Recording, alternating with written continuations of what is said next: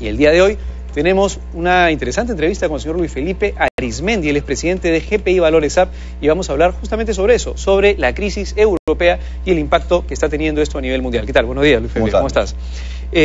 Tenemos ahora, o hemos pasado el domingo, un hito muy importante en lo que iba a ser, digamos, la reconfiguración mundial. Grecia finalmente salió ganador, el partido Nueva Democracia, que va a apoyar finalmente el rescate, está apoyando finalmente el rescate y va a cumplir de cierta forma las normas que se habían impuesto en Europa. ¿Esto cómo va a afectar en las próximas semanas la configuración económica mundial? Bueno, lo que ha ocurrido en Grecia es que efectivamente, como señalas tú, el partido Nueva Democracia, que es un partido, digamos, de centro-derecha, junto con el partido socialista que estaba anteriormente en el gobierno, el PASOK, van a lograr hacer gobierno.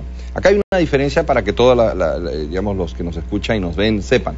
Hay países en donde directamente los ciudadanos eligen al presidente de la República. Y hay otros países con régimen parlamentario en donde lo que se obtiene desde el Parlamento es una coalición mayoritaria de gobierno que elige a un primer ministro que es realmente quien tiene las funciones de gobierno. Entonces, lo que está logrando Grecia en este momento es esa mayoría parlamentaria suficiente como para hacer gobierno y que exista alguien que encabece ese gabinete, que sea ese primer ministro, que a su vez permita un ordenamiento, digamos, de la función cotidiana política en Grecia. Ahora Grecia ha tenido algunos buenos resultados inmediatos. A raíz de eso, el día de hoy hubo una colocación más o menos por 1.300 millones de euros de deuda de corto plazo griega. Lo han logrado hacer a una tasa de 4.31% anual en euros. Es una tasa relativamente baja para el nivel de riesgo que tiene ahorita Grecia, ¿no? Sí, pero no hay que olvidarnos que Grecia es un país que ha tenido ya un apoyo de 240.000 millones de dólares de la Unión Europea en 2 programas de rescate.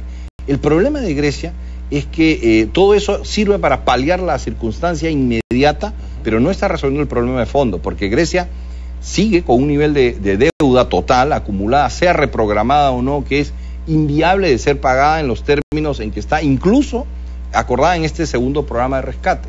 Tiene una caída del PBI, el año pasado cayó casi 7%, este año sigue en caída Grecia, se calcula que para el año 2012 la caída del PBI podría estar entre 3 a 5%. En los últimos 2 años se han declarado en quiebra más de 130.000 empresas, desde microempresas a empresas medianas y grandes, y la tasa de desempleo está alrededor del 22%. Entonces es una situación realmente espantosa, o sea, es muy mala.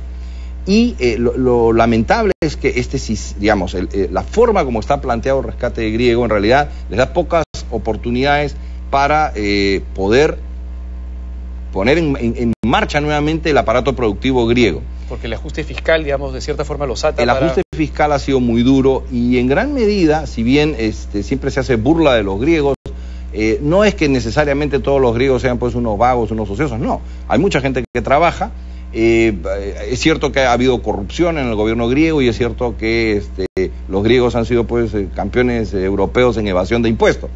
Pero eso, digamos, se está tratando de corregir. El gran problema es que las medidas de ajuste son de tal severidad que matan la posibilidad del crecimiento, que es lo que al final cualquier país o cualquier individuo, para poner el caso extremo, necesita para poder repagar sus deudas. Si tú no logras generar más ingresos en base a su trabajo, así es, o el país no logra producir más, sino que está permanentemente en una situación recesiva, le va a ser muy difícil juntar los recursos suficientes para pagar la deuda futura. Podrá en ese momento endeudarse y con nueva deuda salvar el momento, pero no va a poder salir, digamos, adelante. Pero Alemania, que es, digamos, la cabeza del grupo, se mantiene la canciller Merkel bien escéptica en el tema de disminuir la flexibilidad fiscal. Es decir, ellos lo que quieren hacer más bien es tienes que disminuir tu ratio de deuda contra PBI casi dogmáticamente. Entonces es un poco complicado, digamos, que con esta canciller. Por eso es que muchos economistas de mucho talento, Joseph Stiglitz, Paul Krugman y muchos otros, que no se podría decir que son ni izquierda radical ni nada, sino que son más bien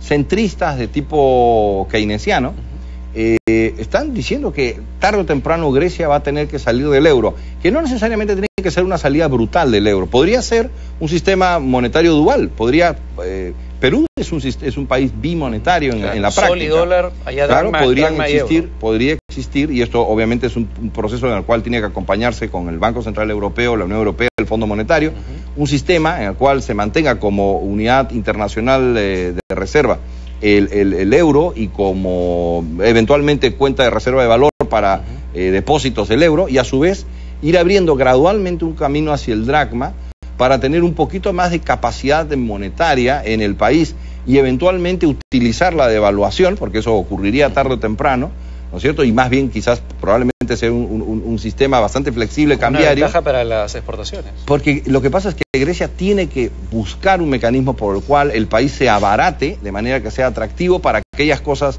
que Grecia puede exportar, que son fundamentalmente servicios turísticos, ¿no? Si la noche de hotel en Grecia, digamos, en una zona turística importante, va a estar en 350 euros la noche, obviamente va a atraer bastante menos turistas que si está en 120, 140, 160 euros la noche. Entonces, Grecia tiene que ir hacia eso. Ya comenzaron a bajar los paquetes turísticos. Hay ahora publicidad, viaja a Grecia y paga, si ahora los paquetes están... Claro, porque en este momento Grecia tiene un problema también de capacidad instalada ociosa en el área turística a raíz de toda la crisis europea. Pero en realidad Grecia, el euro en Grecia volvió a la economía de Grecia muy poco competitiva. Y desgraciadamente Grecia yo creo que es un candidato natural a un sistema distinto que mantenerse con una única moneda como sería el euro. Esa es mi opinión, muy personal, quizás algunos otros economistas la comparten, pero en la práctica Grecia ha perdido, le va a ser muy difícil revertir la situación actual si se mantiene, digamos, con los precios en euros, sin la capacidad de una moneda propia. Ahora, el cambio, el paso hacia una moneda, digamos, hacia un sistema dual, es complejo, pero eventualmente lo tendrán que evaluar. Y el otro caso es el caso de España, que es más complicado por el tamaño que tiene y lo que podría impactar. Es una economía bastante más grande, obviamente con una deuda total que está en este momento por alrededor del 81% de su PIB, muy cercano al billón de euros en términos nuestros o 1 trillón en términos anglosajones, ¿no? En breve, ¿qué es lo que se espera en España y qué es lo que podría suceder? Bueno, España le ha ido muy mal las últimas 4 o 5 semanas a raíz de descoordinaciones políticas y obviamente una crisis bancaria que la venían de alguna manera encubriendo o dilatando. Pero ahora ya no se puede decir, es evidente, ya han dicho que van a meterle 100.000 millones de dólares en teoría. Claro. No se sabe si directamente... Y es que ahí está el problema. O a través del gobierno.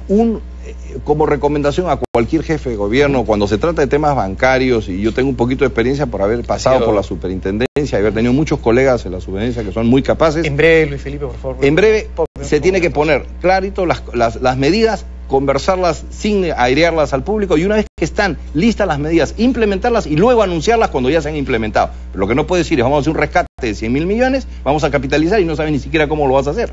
Porque eso genera más y más incertidumbre y por eso España ahora está a 7, digamos, la deuda a 10 años española pagando 7% o más y la deuda peruana, hoy día, la deuda peruana está 2,5% por debajo de la deuda española. O sea, para ponerlo en términos sencillos y para que nos entiendan, digamos, Perú está pagando mucho menos por un préstamo que España. Así es.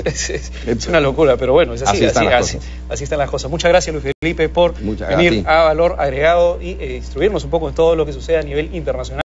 Amigos, eso ha sido todo por el día de hoy y nos vemos con más el día de mañana en Valor Agregado. No se olvide, puede ver también los comentarios en el Facebook, www.facebook.com/valoragregadotv. Nos vemos, hasta luego.